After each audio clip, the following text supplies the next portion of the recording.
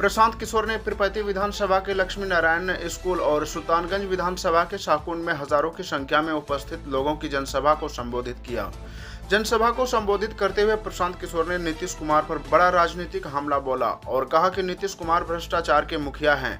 उन्होंने कहा कि बिहार में अधिकारी और नेता राशन कार्ड बनाने के लिए 2000 और जमीन की रसीद कटाने के लिए 10,000 रुपये रिश्वत ले रहे हैं, जिससे आम लोग परेशान हैं। उन्होंने भागलपुर की जनता से अपील की कि उन्हें और उनके बच्चों को लूटने वाले नेताओं को वोट न दें, अगली बार अपने बच्चों के लिए वोट दें और बिहार में जनता का राज स्थापित करें। भागलपुर पहुंचने पर प्रशांत किशोर का नवगछिया 0 माइल, भागलपुर 0 माइल, सबौर, ममलखा बाजार, कहलगांव बाजार, पीरपैंती बाजार, कजरेली बाजार, राधानगर चौक आदि स्थानों पर बड़ी संख्या में लोगों ने स्वागत किया। साथ ही जन स्वराज के सूत्रधार प्रशांत किशोर जन स्वराज उद्घोष यात्रा के तहत भागलपुर के 1 दिवसीय दौरे पर हैं।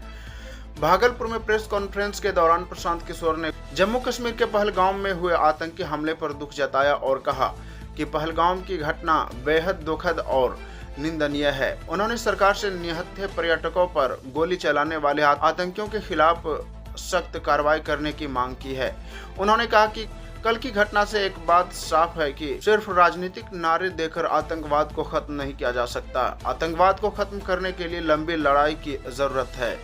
इसके साथ ही प्रशांत किशोर ने कल पीएम नरेंद्र मोदी के मधुबनी दौरे पर हमला बोलते हुए कहा कि पीएम की रैली के लिए भीड़ बिहार की गरीब जनता के पैसे से जुटाई जा रही है। अगर भाजपा को रैली करनी है तो उन्हें अपनी पार्टी के खाते में पड़े करोड़ों रुपए खर्च करने चाहिए। उन्होंने कहा कि 2015 में मोदी जी ने आरा से बिहार के लिए 1,25,000 करोड़ के पैकेज का ऐलान किया था।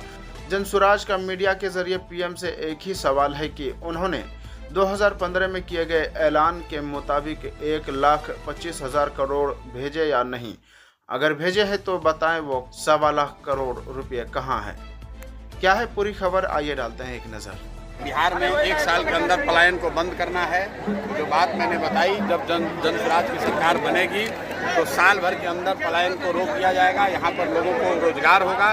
10-12 हज़ार रुपये के मजदूरी के लिए, रोजी रोजगार के लिए किसी को बिहार को छोड़कर बाहर नहीं जाना पड़ेगा। गाँव की जो घटना है वो दुखद है, निंदनीय है, दिखाता है कि आतंकवाद की जो जड़ें हैं वो अभी इतनी आसानी से ख़त्म होने वाली नहीं है। हम लोग जन स्वराज की ओर से, पूरे बिहार की जनता की ओर से इस पूरी घटना की भर्त्सना करते हैं, इसकी निंदा करते हैं।